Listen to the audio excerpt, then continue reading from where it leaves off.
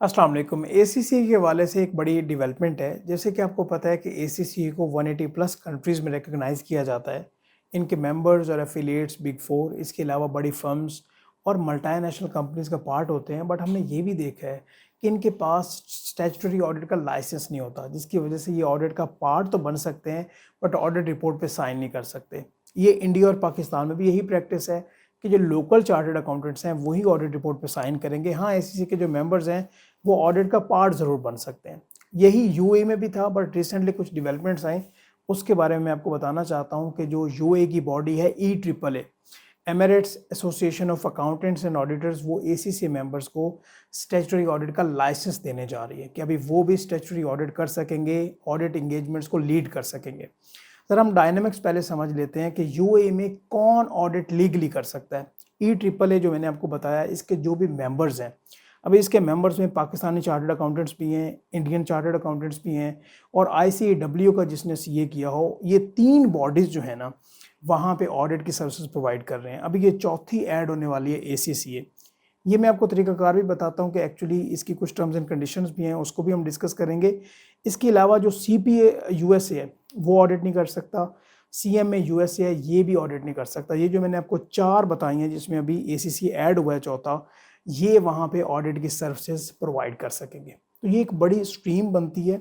India और पाकिस्तान और बाकी कंट्री से काफ़ी एसीसी मेंबर्स एंड एफिलिएट्स हैं जो कि यूएई गल्फ कंट्रीज में मूव करते हैं ताकि वहाँ पे वो ऑडिट की सर्विसेज प्रोवाइड कर सकें, बाकी कंपनीज में जॉब कर सकें। लेकिन ये जो अभी स्ट्रीम निकलने वाली है कि वहाँ पे वो अपनी प्रैक्टिस स्टार्ट कर सकते हैं, यहाँ पे एक बहुत बड़ा एडवांटेज मिलने वाला है जो एसीसी मेंबर्स हैं। अच्छा, ये भी एक और बात भी नोट कीजिएगा कि ये सिर्फ और सिर्फ एसीसी मेंबर्स की बात हो रही है।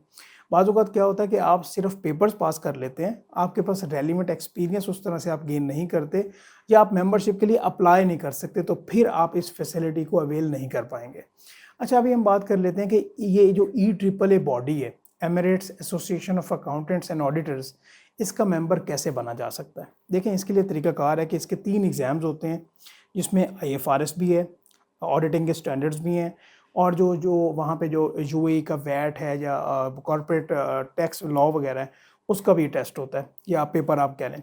तो एसीसी मेंबर्स को पहले 2 एग्ज़ाम्स की तो एग्जाम्शन मिल गई। आईएफआरएस का एग्ज़ाम भी उन्होंने नहीं देना, इसके अलावा जो ऑडिटिंग का एग्ज़ाम है वो भी नहीं देना, तो एक उन्होंने एग्ज़ाम देना है। यूएई का जो वैट ऑन कॉर्पोरेट टैक्स है वो भी इतना ज़्यादा डिफ़िकल्ट नहीं होता। अगर ये एग्ज़ाम दे के वो क्लियर कर लेते हैं तो ऑब्वियस सी बात यह है कि वो लाइसेंस के लिए अप्लाई कर सकते हैं। बट इसमें और भी है कि आप 3 साल का रेलिवेंट ऑडिट का एक्सपीरियंस शो करेंगे और साथ आपने एनुअली 30 जो आपने क्रेडिट आवर्स होते हैं कि अपनी स्किल्स को डेवलप करें, वो आपने एनुअली ज़रूर कंप्लीट करना होंगे, जिसमें से 12 आवर्स जो हैं, 12 आवर्स वो ई ट्रिपल ए के थ्रू आपको करना होंगे।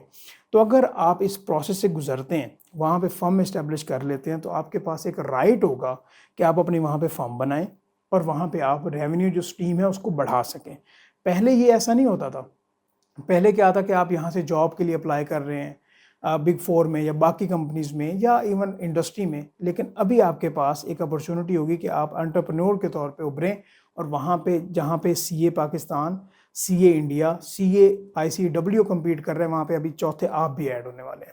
तो ये आपके लिए एक बहुत बड़ी खबर है और जो भी एसीसी के स्टूडेंट्स हैं, चाहे वो फाइनल स्टेजेस पे हैं या अर्ली स्टेजेस पे हैं, अभी उनको और ज़्यादा कॉन्फिडेंस में आने की ज़रूरत है कि एज सुन एज पॉसिबल वो अपने एग्ज़ाम्स क्लियर करें, रेलिवेंट एक्सपीरियंस गेन करें और वहाँ पे अप्लाई करें ताकि वो भी इस फील्ड में आगे बढ़ सकें।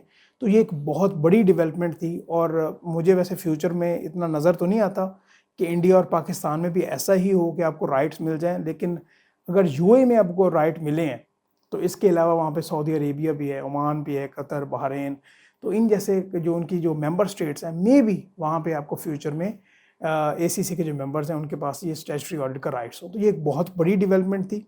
इसको आप शेयर भी ज़रूर कीजिएगा और चैनल भी सब्सक्राइब कीजिएगा। इंशाल्लाह किसी और वीडियो में किसी खास टॉपिक को लेकर बात कर देंगे। Thank you so much. अल्लाह हाफ़िज़।